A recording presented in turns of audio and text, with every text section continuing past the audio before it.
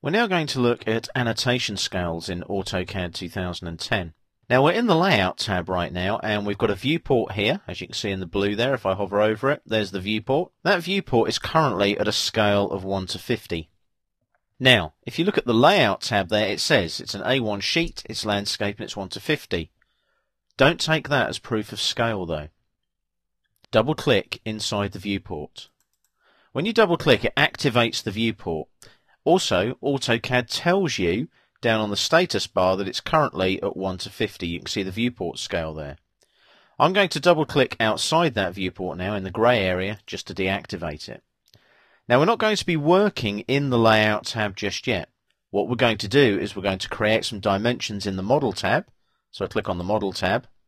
I'm going to zoom in on the house area here and bring that down a little bit like so. And we're going to place some linear dimensions. I'm going to go from this corner here to this corner over here. Now I need to just zoom out slightly there so I can get both corners. I then need to go to my Home tab, and I need to make sure that I'm on my dimensions layer. Now in this particular drawing we have two dimensions layers. You can see there we've got DIMS annotative and DIMS setting out. Select the annotative layer. The setting out dimensions are dimensions that you can delete or freeze. You don't actually need them to show on the drawing. So I go to the annotation panel here on the ribbon. There's my dimensions there. If I click on the down arrow, I want a linear dimension. Make sure your object snaps are on, and I'm going to click here on this corner, left click, all the way over here to this corner, left click, and there's my dimension.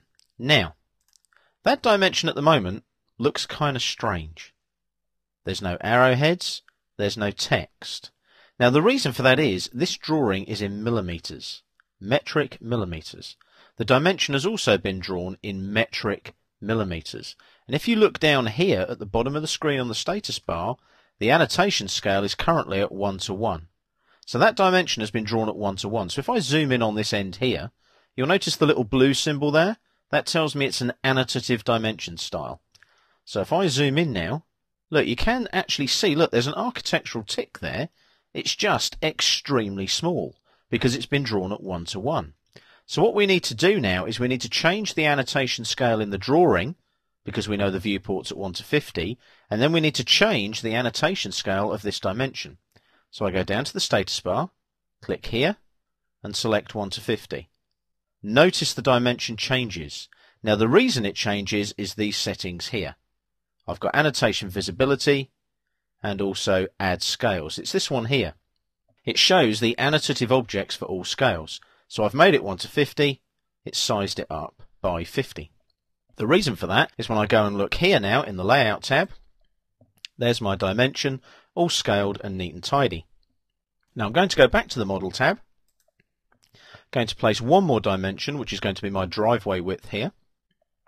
So again, linear dimension. 1 point there, 1 point there, and I'm just going to move that up. Now because we've got that set to 1 to 50, it draws that dimension at the appropriate annotation scale straight away.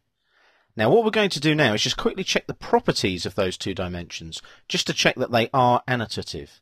So I click once here and once here.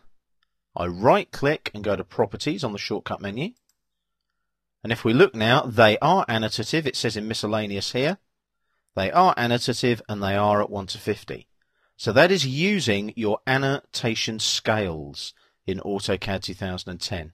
What it does is it scales dimensions, blocks, hatch patterns in the drawing so that they work with the appropriate viewport scales in the Layout tabs.